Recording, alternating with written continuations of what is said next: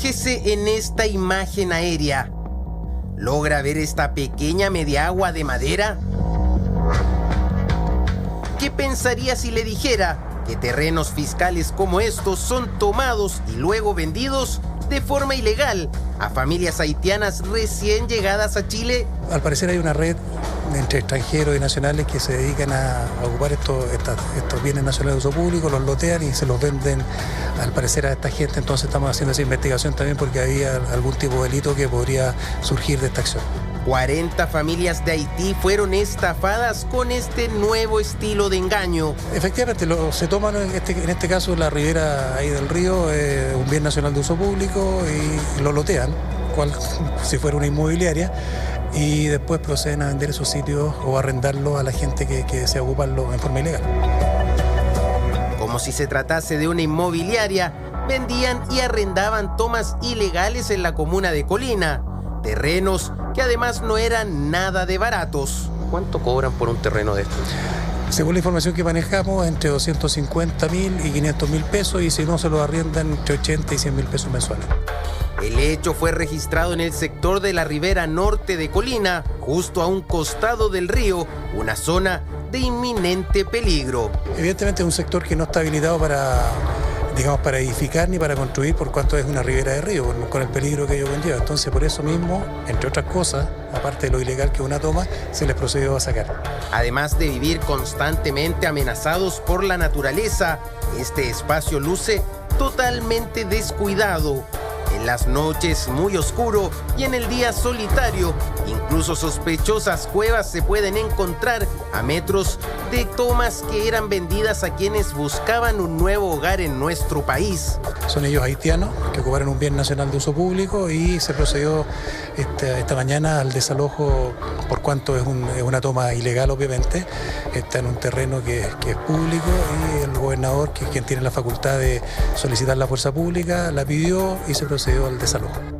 Durante el desalojo, incluso, un extranjero tomó una pistola, una desesperada acción para defender lo que creía era su terreno. Efectivamente, una persona que sacó un arma, obviamente con lo que significó el susto para nuestros trabajadores. No por una persona que haya sacado un arma podemos calificarlo a todos de que tengan antecedentes o que sean delincuentes. Yo creo que es todo lo contrario. Muchos de ellos son víctimas de una banda que está lucrando con la necesidad que tienen ellos de tener un lugar donde vivir. El exaltado hombre había pagado 500.000 pesos por un espacio como este. Pero, ¿cómo trabajaba esta banda presuntamente integrada por dominicanos y chilenos? Fíjese en estas imágenes. En un primer bloque vemos pequeñas divisiones en el suelo. Cerca de 12 lotes como estos eran vendidos por 250.000 pesos o arrendados mensualmente por 80.000 pesos. Atrás de estos primeros lugares, terrenos un poco más grandes eran vendidos por 500.000 pesos o arrendados por 100.000 pesos al mes. Ante este tipo de situaciones, el municipio de Colina dijo tener una postura clara. No se va a aceptar ninguna toma de terrenos en nuestra comuna y en definitiva en la provincia, y me imagino que a lo largo de todo el país también va a ser la misma política. Se trata de una banda delictual que engañaba de preferencia a familias haitianas recién llegadas a Chile. Les vendían tomas de terrenos ilegales y ahora se investiga si también eran quienes construían las mediaguas que el viernes recién pasado fueron desalojadas y destruidas por completo, al igual que ahorros de 40 familias haitianas que buscaban una nueva vida en nuestro país. 40 familias haitianas fueron las perjudicadas por esta banda presuntamente conformada por dominicanos e incluso algunos chilenos que tenían la media pyme, el medio negocio de corretaje en Colina precisamente. Les vendían estos terrenos que eran terrenos fiscales, o sea que no eran de su propiedad, a los haitianos que venían recién llegando, sin conocer la idiosincrasia, sin conocer cómo funcionaba, sin conocer ni siquiera el idioma, y les vendían estos terrenos en este sector de Colina. dependiendo del porte. Habían sitios de 250.000 pesos hasta sitios de 500.000 pesos. Y si estos haitianos no contaban con esa plata, se los arrendaban entre 80 y 100.000 pesos para que pudieran vivir ahí. El punto es que estos terrenos nunca fueron de estos dominicanos ni tampoco de los chilenos que pudieron haber participado en esta banda. ¿De quién era el terreno? El terreno era del Estado. Sí. Terreno fiscal, por lo tanto, fueron desalojados lamentablemente y estas familias lo perdieron todo. No solo su techo, sino que además la plata que le habían pagado a esta banda. Claro, es como la ley de la selva, ¿o no, Aldo? En el que el más duro, el más grande, el más malo, se aprovecha y abusa del más débil, ¿no? Qué bien. Esto es estafa donde lo presente, ni como lo presente. Es una estafa cruel y desalmada. Porque evidentemente el que vende, entre comillas, vende, porque recordemos que en Chile la venta de cosas ajenas es válida. El arrendamiento de cosas ajenas es válido. Tú puedes vender algo ajeno. Tú puedes perfectamente vender algo ajeno. Lo que pasa es que esa compraventa es inoponible para el verdadero dueño. Ya. Pero la venta de cosas ajenas es válida, legalmente. El arrendamiento de cosas ajenas es válida. Lo que pasa, reitero, es que es inoponible, o sea, no me afecta si yo soy verdadero dueño. Pero ¿qué pasa? En este caso hay una estafa. ¿Por qué hay una estafa? Porque hay una simulación. El estafador simulaba ser el dueño. El ciudadano haitiano que viene llegando, que tiene la gigantesca barrera del idioma, Sí. es que es lo más complicado para los ciudadanos haitianos cuando llegan a Chile, cuando llegaban a Chile, era la barrera del idioma. Porque no tienen cómo comunicarse, cómo saber lo que está ocurriendo. Entonces, y además, hay muy pocos facilitadores del idioma creolé con el idioma castellano. Entonces, todo eso les hace más difícil y son víctimas de este delincuente o de estos delincuentes que los estafaron. El delito es estafa. Oye, se pasó esta situación, general. Yo tengo algunas aprensiones también respecto de eso mismo. Conversaba con Germán, que aquí se aprovechan de la ignorancia legislativa. Tenemos una nacionalidad que tiene un poco más de bagaje, por decirlo, dentro de la vida nacional. La dominicana. La dominicana. Y hablan el mismo idioma. El dominicano es español. El dominicano español. Sí, Entonces, para ellos es más fácil comprender un poco hay más. una diferencia entre el haitiano y el dominicano, no. Pero el dominicano, hay dominicano que sí sabe creol. Sí, pues por eso Entonces, mismo se aprovecha de eso, del doble de... Claro, justamente eso, ahí está el sentido del idioma. Entonces llega otra nacionalidad mucho más vulnerable, en este caso, y aprovechando la ignorancia legislativa de esto, obviamente que le venden estos terrenos. Ahora, ¿qué es lo importante? Lo recalcamos incluso en una situación que hubo una toma hace poco tiempo atrás, es que estos sectores tienen que estar debidamente delimitados geográficamente y además identificados como tal, para poder impedir o tratar de prevenir que esta gente, al ver un terreno que no tiene... También hay una debilidad del Estado ahí. Sin duda. O sea, yo ayer salí a pedalear por la zona, llegué a Batuca y en el Batuca hay un terreno que es del ejército y que se ve abandonado, pero está súper bien demarcado. La reja está perfecta, una reja gruesa, alta, marcado por todos lados. Terreno del ejército o zona del ejército, no estacionarse, como que tú ves adentro como zona de guerra, como está abandonado, pero está muy bien delimitado. Aquí, en Colina, hay muchos sectores que son como sitios de eriazo. Entonces tú dices, ¿de quién es esto? De nadie. El dominicano, que maneja el idioma también del haitiano, le vende la cuestión, le vende el terreno, y cuando fueron a desalojarlo, salieron con armas a defenderse.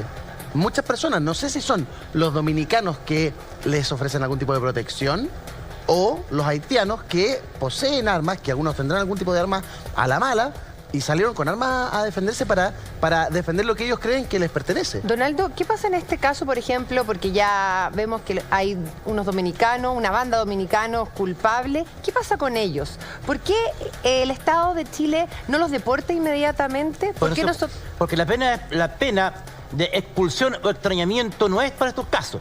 El ciudadano extranjero que enfrenta una pena inferior a los 5 años de cárcel, si es que cuenta con la licencia del Ministerio Público, el acuerdo del Ministerio Público podría optar, en el caso de ser condenado, a ser expulsado.